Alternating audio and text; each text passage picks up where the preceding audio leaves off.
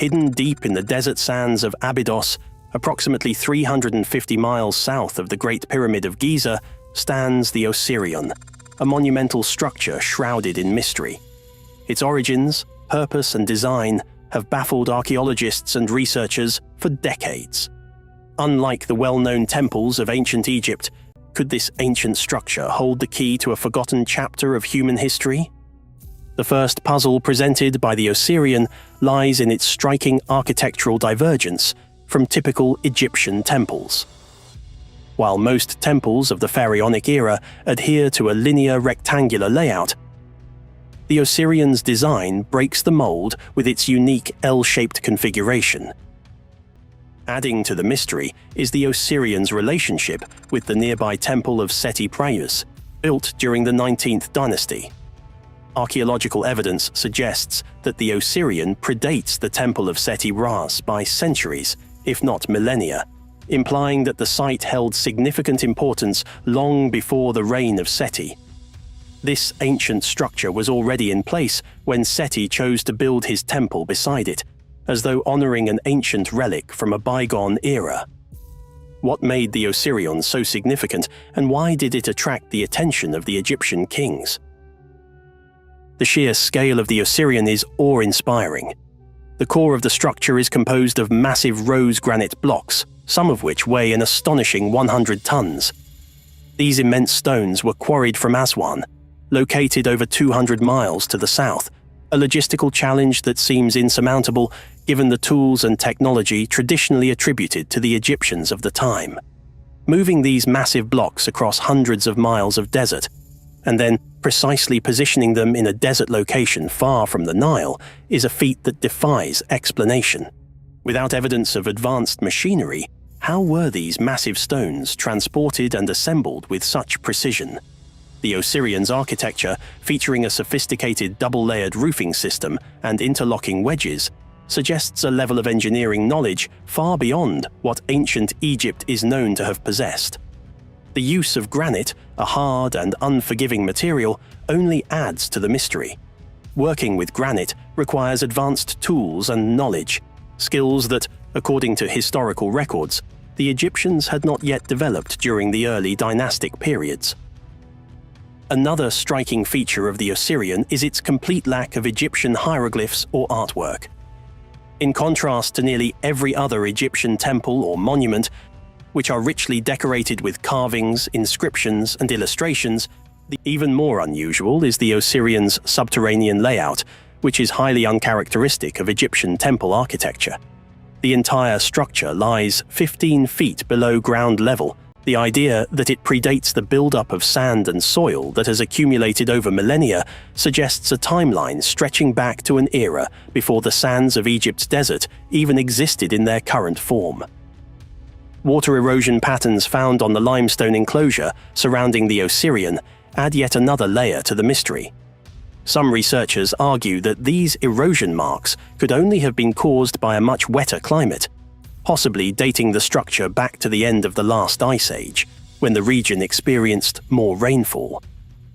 If true, this would place the Osirion's construction over 10,000 years ago, far earlier than the dynastic Egyptian civilization. Perhaps the most intriguing feature of the Osirion is the presence of water within the structure itself.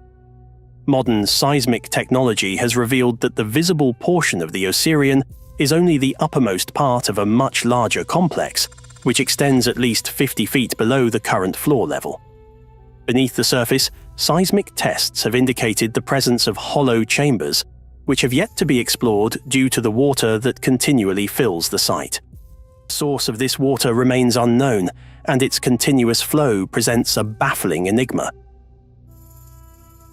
Some researchers suggest that the Osirion's complex hydraulic system, which includes channels, basins, and possibly sluices, was designed to control and manipulate water flow within the structure. The precision of these features points to an advanced understanding of hydraulic engineering, something not typically associated with ancient Egyptian technology. The constant replenishment of water within the structure defies explanation.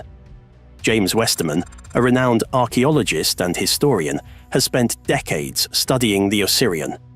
His efforts to pump out the water from the structure have been met with frustration. Even with a pump capable of removing 500 gallons of water per minute, the water level continues to rise, seemingly replenishing itself faster than it can be removed. Westerman's words capture the perplexity of the situation. Water is emerging from inside the structure. This shouldn't be happening, especially in the desert. Something strange is going on here.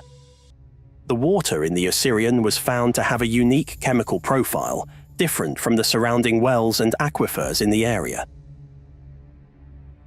Westerman's research suggested that the water was being forced up through the structure, almost as though it were being propelled by some unknown force.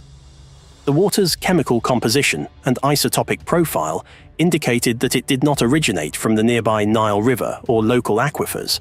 Where, then, is this water coming from?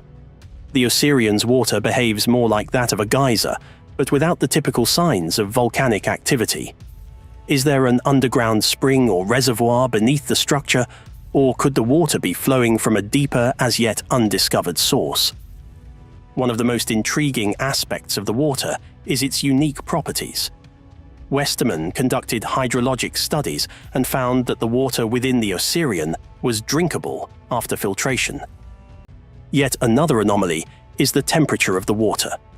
The water outside the Osirion measures a consistent 16.9 degrees Celsius, but the water inside the structure is significantly warmer, measuring 23.8 degrees Celsius. Something within the Osirion is heating the water, but no one knows what it is or how it is happening. As researchers continue to study the Osirion, its true scale and purpose remain elusive. What is visible today may only be the tip of the iceberg. The structure extends far beneath the surface, with hidden chambers still unexplored due to the constant flow of water. Could these underground chambers hold more secrets about the origins of the Osirion and its builders? As we probe deeper into the Osirion's mysteries, we are left with more questions than answers. One thing is certain: this ancient structure is far older and more complex than we ever imagined, and it may hold the key to understanding a lost chapter of human history.